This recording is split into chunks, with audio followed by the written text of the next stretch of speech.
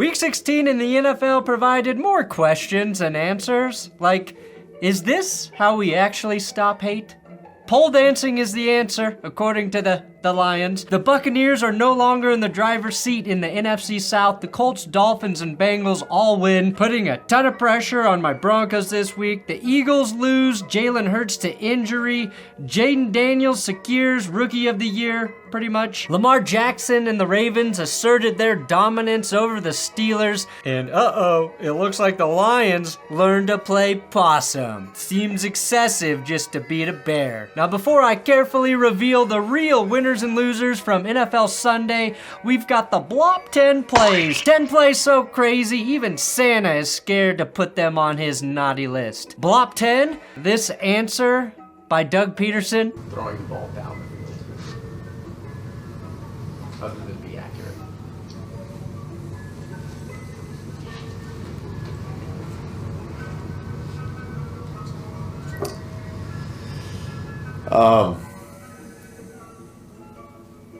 Believe it or not, this is the only correct answer when Mac Jones is your starting quarterback. Blop 9, everyone who says I'll never be on ESPN because I'm too profane. Thick Nut, a.k.a. Slim Nut, is busting his nut all over their face because he is...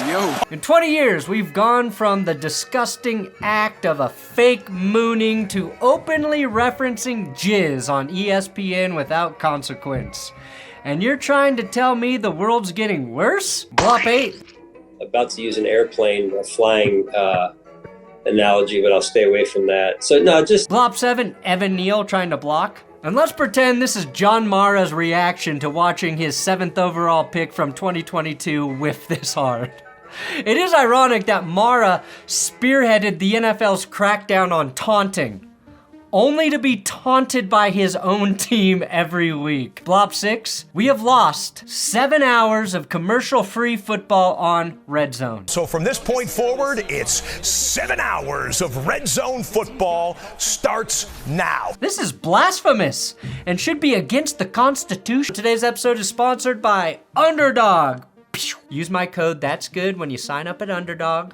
4,213 of you have already signed up with my code at Underdog, which means we are 787 subs away from me bringing back the monkey tail beard. If we can get 5,000 signups by the end of December, I will look like an idiot through all the playoffs and into the Super Bowl. For your amusement. If you want to play in fantasy or pick'em games, I suggest doing it at Underdog. They've been rocking with this channel all season long. They are the biggest sponsor I have, and if we hit our goal of 10,000 signups, the things I'm going to be able to do with this channel will blow your mind. Well, it'll probably be very similar, but we'll get to do it for a very long time. Blop 5, JT makes sure to hold on to the ball with 2 hands as he busts into the end zone and all the way into the tunnel with full possession of the ball after ripping 65 yards. This makes up for the most controversial use of hands by a JT on a football field since the Super Bowl 38 halftime show. Blop 4, Diami Brown shoves CJ Gardner-Johnson in the face mask so hard Johnson's helmet flies off, and the penalty is on Diami Brown. No, it's on CJ Gardner-Johnson? What could he have said that's worse than the act of physical violence against him? Johnson was also ejected for picking up 2 personal foul penalties. He took to social media to deliver a very important message after the game. Man, fuck them refs, man. Them refs wanted me out there. I ain't do shit anyway, man. I ain't do shit. Thank you for promoting my coffee, CJ Gardner-Johnson. DM me and I'll send you a free bag. Blop 3, Kyle Pitts might simply hate every quarterback the NFL has to offer. Has anyone ever been proven correct more quickly than Arthur Smith? If anything, he was throwing the ball to Kyle Pitts too much. Blop 2, do any of you ever wonder what it might look like if Vita Vea tackled me? Well, here you go. I'm almost the exact same size as Cavante Turpin, who weighs in at 153 pounds. Vita Vea's a massive 347. The only difference is I would not have gotten up, mainly because of the rectal bleeding. God knows there would be so much rectal bleeding if I ran into Vita Vea. Blop 1, the Raiders winning their football game and dropping from having the #1 overall draft pick down to 6.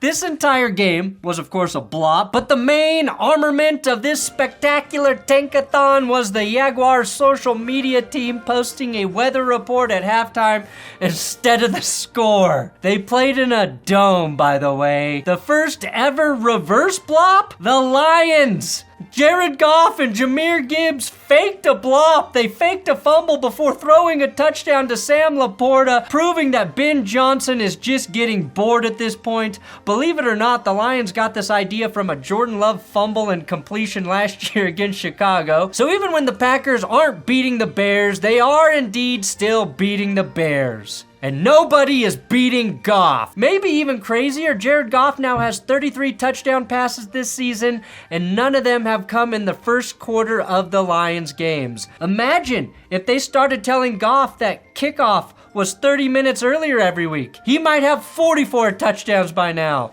And blop 0, Rachaad White and the Buccaneers with the game on the line. My winning defender is Deron Bland, who certainly made the ending of this game spicy. Bland ripped the ball out of White's hands after White did very little to showcase that he understands the phrase ball security. Bland forced that fumble, recorded a pass defended, and made 8 tackles on Sunday night. My winning defense, you know what, fuck it, the Cowboys. Outside of this one play where Dallas forgot to cover Scotty Miller, they played a very old school hit the pee out of your opponent type game. And guys, yes, I really thought that was Scotty Miller catching a touchdown. Turns out his name is Ryan, but he looks like a Scotty to me. Both defenses really laid the wood all Sunday night. And if I can quote Mike McCarthy, that was awesome. And it wouldn't be the NFC South if the division didn't come down to 2 very mediocre teams battling it out for supremacy in the last 2 weeks. The Bucks and Falcons are both sitting at 8-7 with a pair of games to go, and the Falcons have already swept Tampa going back to what feels like 3 years ago, so they now control their own destiny. Atlanta has 2 tough games remaining against the Commies and the Panthers, who are tough now, by the way, while the Bucks finish with those same Panthers and the Saints in Week 18. Losing relevance, all of these games I'm about to rip through. Sorry, Buffalo, I know you're fighting for the 1 seed, but the last 3 games on your schedule are essentially 3 bye weeks in a row. It almost looked like it was going to be a game in Buffalo, but James Cook took over in the frigid cold and scored a couple touchdowns. Drake May learned quickly that it's actually not good to throw the ball backwards inside your own 5-yard line. Over in Las Vegas, the Jaguars, despite Brian Thomas's best efforts, were victorious in the mighty Tank Bowl, while the Raiders blew their shot at Shedeur Sanders, plummeting all the way down to that 6th pick. To show Raiders fans I do care about their well-being, I will give AOC our FDR of the week for this beautiful sack escape and throw in the least relevant game of the season. My losing hands? The Jamie Lannister Award. Yes, a hand of the king who lost his hand. Losing hands goes to Tyreek Hill, who had 2 big drops in the first quarter and another touchdown drop later in this game. Tyreek Hill couldn't catch a cold while having all 10 of his kids in daycare. That joke's for the parents out there. Tua got the Dolphins back on track, and Devin Achane put the bow on what was easily the worst loss Kyle Shanahan's 49ers have ever taken in Hard Rock Stadium. Brock Purdy was the 49ers' leading rusher with 26 yards, so now we know the limit on running back injuries, even for Kyle Shanahan, is 3. Just 8 carries for 4th string back Patrick Taylor Jr. And dirtiest announcer is going to Tony Romo, who honestly might have been narrating Tyreek Hill's sex life in this game. That little tip finishes. Don't forget to subscribe to this football YouTube channel. We're about 500 subscribers away from hitting 678,000, trying to get to 700,000 by the end of the season. Now, before I get into the shenanigans, let's give some love to Tank Dell, who, while making one of the most impressive touchdown grabs of the season, dislocated his knee, but it was a hard thing to see live during the game. I think it took everyone aback. CJ Stroud was overwhelmed with emotion. Tank broke his leg last season, was shot in the offseason, and now had this happen. With an update today, we now know Tank Dell tore his ACL and suffered more damage from his knee dislocation. He's obviously done for the rest of this season and now has a long path ahead of him to get back on the football field. Godspeed, Tank Dell, and no, there's a lot of people out there rooting for you. Maybe I'm getting soft and in my feelings. Maybe it's the holidays, but I am in the giving spirit, and I'm bringing back your favorite segment from last week, Cool Shit. And it's going to the Chiefs, who do more cool shit than any other team, and nobody ever talks about the Chiefs. Starting with the coolest of cool shits, all of the Chiefs captains for the day were former Texans. Cool shit. Patrick Mahomes rushed for a touchdown just 6 days after being diagnosed with gout in his foot. Cool shit. That was the longest touchdown run of his career, somehow. The Chiefs had a fumble 6 reversed in their favor on 2 fronts. First, this gets ruled a forward pass for some reason, and just to be safe, the refs did the coolest shit ever and called this roughing the passer. The only way it could have been cooler is if they ejected the Texan who had the audacity to touch Lord Mahomes. DeAndre Hopkins slips and kind of falls here. Guess what? Holding on the Texans to erase a Texan sack. Cool shit. Offensive pass interference clearly on Tank Dell right here. Right?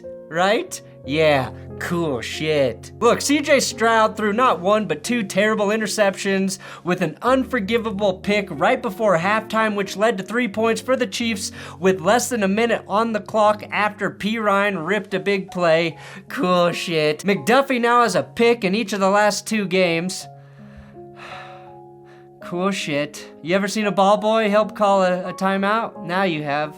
Cool shit. Xavier Worthy had a big game and has hit threat level midnight for me with the return of Hollywood Brown. 7 receptions for Worthy and a touchdown in this game. He now has 8 TDs on the season, and KC is 1 win away from securing the 1 seed. Cool shit. Winning prom photo? Obviously, this goes to the prom king and queen. Losing Hunter Russell Wilson, who went to Baltimore wearing a bird hunting jacket.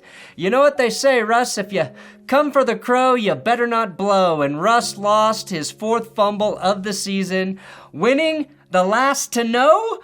Also Russell Wilson, who isn't as fast as he used to be, and he's the only poor soul on planet Earth who doesn't know it. Despite the final score of 34-17, this was a close game until late.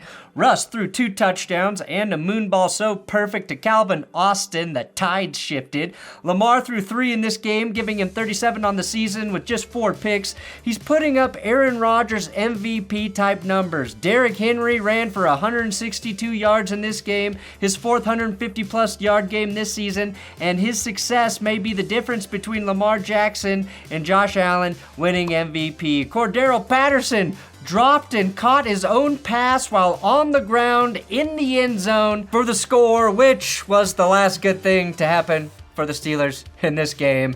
Right as the MVP talk for Lamar Jackson hit its 2024 peak, he threw this terrible pick to Minkah Fitzpatrick. Zay Flowers was wide open in the back of the end zone, but Patrick Ricard popping open here is the real miss from Lamar. Luckily for Jackson, Broncos Russell Wilson reared his mildly sexy head and threw it right back to the Ravens for a soul-snatching pick 6 to hand Baltimore a tie atop the AFC North. For the 2nd week in a row, Lamar gets the winning quarterback soundbite. Hadn't scored a touchdown against the Steelers until tonight. Who? Mark Andrews. He didn't? Yeah, this was his first Damn. touchdown against the Steelers. So 70 years, this is his first touchdown against him? Damn. I'm glad he got it done, with the victory. But damn. Winning QB, it's Jaden Daniels, who leads the Commanders to their best record since 1991. Daniels kept Washington alive despite the Commanders having 5 total turnovers, 2 being interceptions from his own arm. But Jaden ripped the Eagles' defense apart with 5 passing touchdowns, 257 passing yards, and 82 rushing yards to boot. With all due respect to Bo Nix and Brock Bowers, Jaden Daniels locked up Offensive Rookie of the Year, put it in a safe and scrambled the code today. And then he pissed on that code and lit it on fire just to be safe. He became the first rookie QB to toss 5 TDs in a game this season and the first quarterback to beat the Eagles since Baker Mayfield did it all the way back in week 4. You'd think this was a Terry McLaurin game, but Daniels beat the Eagles throwing 4 of his 5 scoring passes to Olamide Zaccheaus and Jamison Crowder. Jamison Crowder scored 2 touchdowns, including the game winner. That's his first 2-touchdown game since 2020. Daniels is now tied with Bo Nix with 22 touchdown passes this year and has the Commanders still somehow in the race for the NFC East, but in prime position to lock up a trip to the postseason. Would the Eagles have won this game if Jalen Hurts didn't have a head injury, forcing them to play Kenny Pickett for the first time this season, or if Devontae Smith didn't have my losing drop of the week? Yeah, I think if Devontae catches that pass, Philly probably wins, but who cares? Did a White corner get an interception? No, but Cooper DeJean got a fumble recovery, which is like a ground interception, and a White safety got a pick. Here's Scotty Miller intercepting Jaden Daniels. Okay, I know that's Reed Blankenship, but doesn't he look like Scotty Miller? That pick should have ended the game in the Eagles' favor. Devontae Smith channeled his inner Tyreek Hill, and if Romo was on the call, he would have said the Eagles can't. Finishes. Losing quarterback, I think it's safe to say that our old friend Drew Lock is not going to be the future of the New York Football Giants.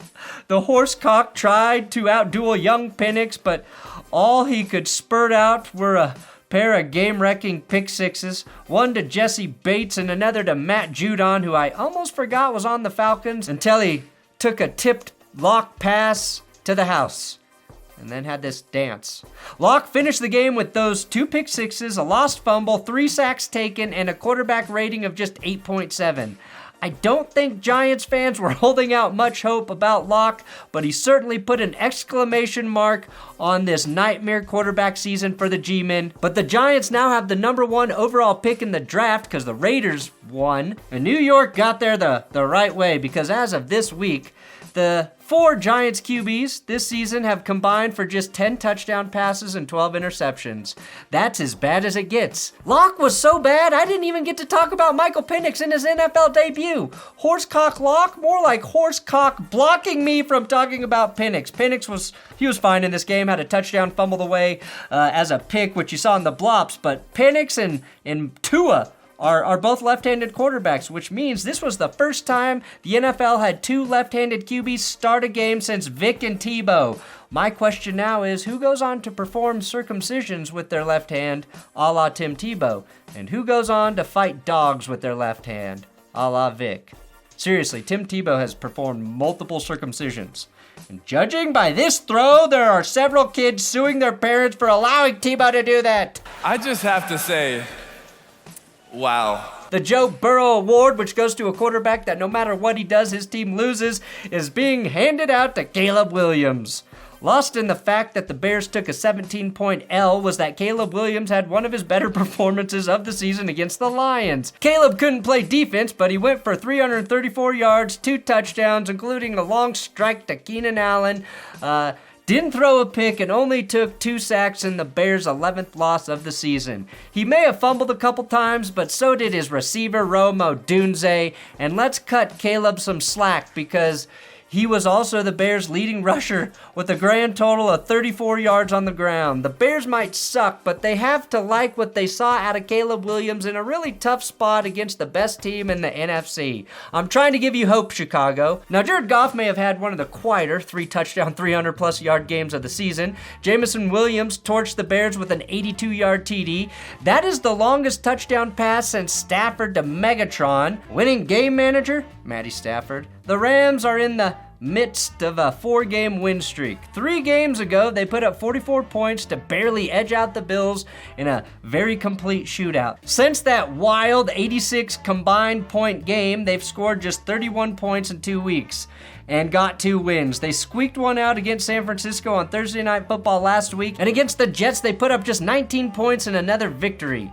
They won those games because of their defense, but also because Matthew Stafford has been managing the shit out of the game. Just 1 pick in their last 2 grinded out victories, and while the yards haven't been there, Stafford did throw a TD to tight end Tyler Higbee, who hasn't seen the field since a horrible injury in their playoff loss at Detroit a year ago. The Rams can win in high-scoring games, as well as the most unwatchable contests you've ever had the misfortune of seeing. That, to me, is the sign of a very well-rounded team and a veteran QB who adapts to the game to find a way to win. This is going to be a dangerous team in January, and they're probably going to get a home game. Thanks to your suggestions, I'm introducing the Jameis Winston Award. It's the Anti-Game Manager Award, which is going to another quarterback from the NFC West, Geno Smith, who threw for a very Jameis-like 314 yards, but also a couple interceptions. The first coming in the second quarter, and it's as Jameis of a throw as you will see. The final pick came in the final moments when the Seahawks defense gifted them 1 extra opportunity via a clutch sack to try and tie the game after Jason Myers wasn't able to hit from 60 yards out. On first down, Geno drops back and throws a perfect pass to Theo Jackson of the Vikings. Now sure, DK Metcalf should have hard cut to the sideline here, like Geno thought he would do, but Geno also needs to know DK already gave up. You gotta know that about your receiver, Geno. Winning streak, the Vikings defense, which has 30 turnovers on the season. I thought that was a wrong stat, but I double checked it. It's true. They're the only team with 1 turnover in each game this season, 22 picks on the year. Justin Jefferson has had a quiet season with just 1,387 receiving yards. Okay, that's not quiet, but kind of for his standards, I guess. His 6-game stretch without a touchdown has garnered him less attention than normal. Ultimately, that's a good thing, as Sam Darnold has really worked all of the ball-catching weapons into the offense. But Jefferson's 2 TD afternoon and 144-yard game earns him this week's winning receiver. Best supporting warrior does go to Gekbus himself, who fired this second touchdown to Jefferson to take the game-winning lead. Darnold gets smoked on that play, if I can directly quote Mark Sanchez. Absolutely smoked. But still perfectly splits 2 defenders as he and the Vikings hold on to the 2 seed. And Darnold, with that victory, joins Peyton Manning and Steve McNair as the only quarterbacks with 13 wins in their first season with their new team. On to the running backs. Derrick Henry had 162 yards on Saturday. Saquon Barkley had 2 touchdowns and a $150 on Sunday, but most of that came in the first half or first quarter, and it wasn't enough to lead Kenny Pickett's tiny hands to victory, which means there was one clear choice for this week's running back, Jonathan Taylor Thomas. Yeah.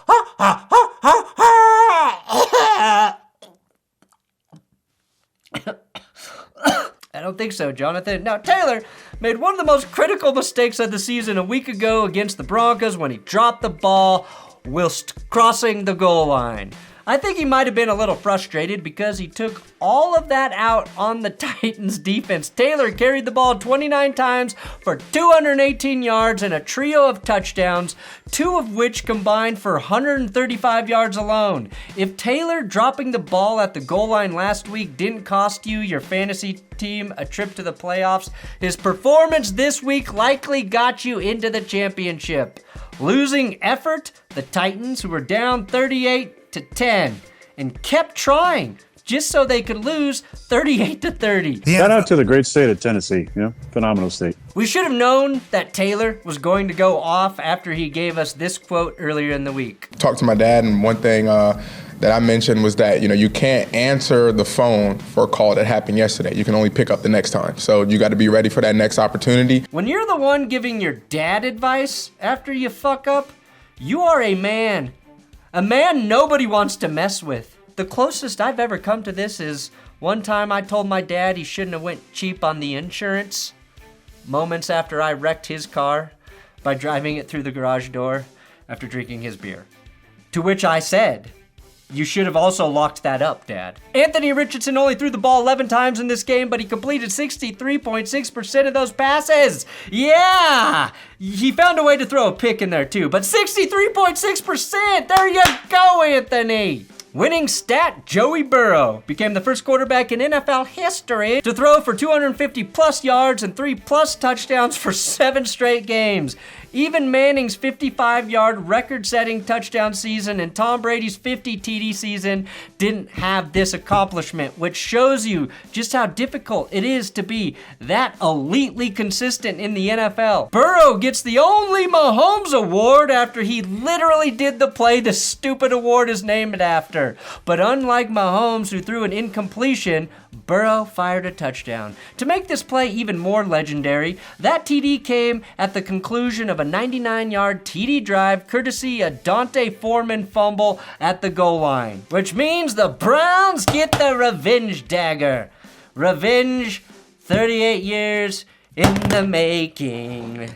Now, the Browns could have done the Broncos a massive favor by defeating Cincinnati, eliminating the Bengals from the playoff race. But since the Browns and Browns fans still haven't gotten over John Elway destroying their Super Bowl hopes in 1986 with the drive, they used every inch of this dagger to make next week's Bengals-Broncos game incredibly difficult. Foreman's fumble came after Jerome Ford ripped a 60-yard run to start the game. My winning psychic, Tino from Twitter, who predicted this exact fumble in a reply to my tweet. DTR added an ugly pick in the end zone facing pressure. He learned very well from Jameis. Call me crazy, but those 2 touchdowns erased by turnovers could have made this 24-6 game interesting.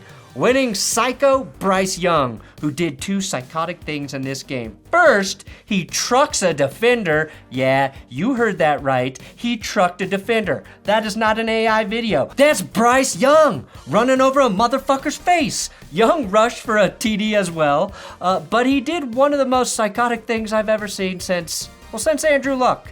Young got absolutely demolished while throwing this dart to Tommy Tremble. Bryce should have been trembling as he peeled himself up off the turf. Instead, he gets up and smiles. Holy shit, Bryce is the NFL's most unassuming badass, isn't he?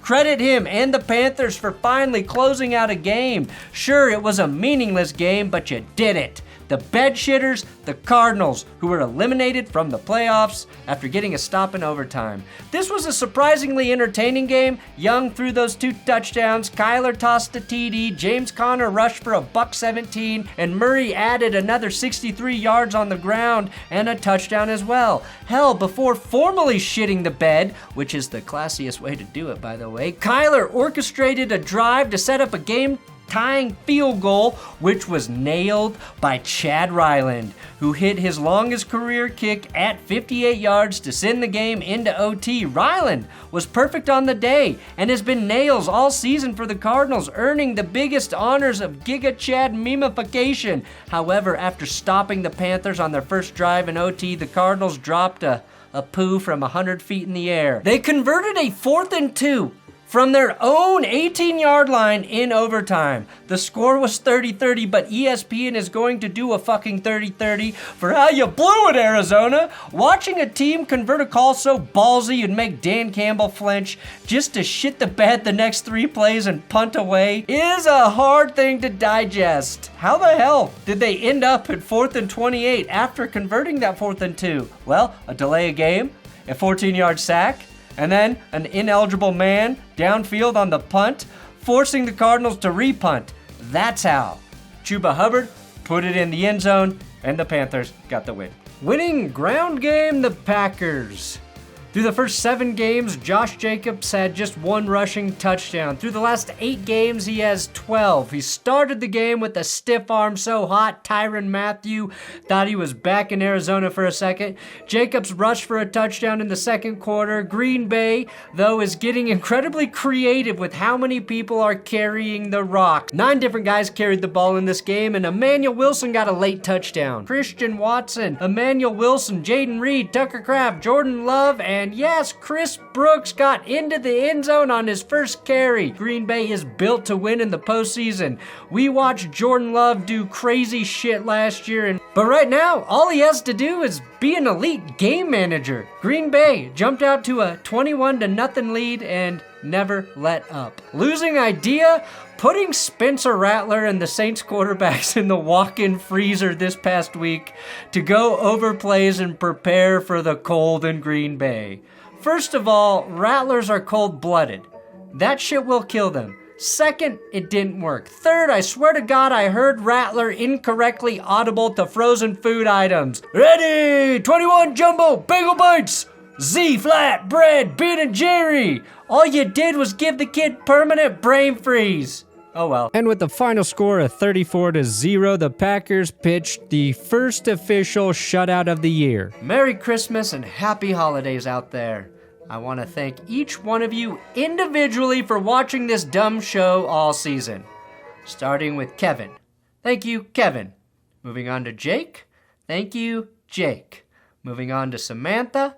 Thank you, Samantha. Jane. Okay, I can't do all of you individually, but thank you guys. Thanks for watching That's Good Sports. Please subscribe here on YouTube. And just to note, Power Rankings will be up a day late this week. I will post Power Rankings Thursday because I'm not fucking working on Christmas this year.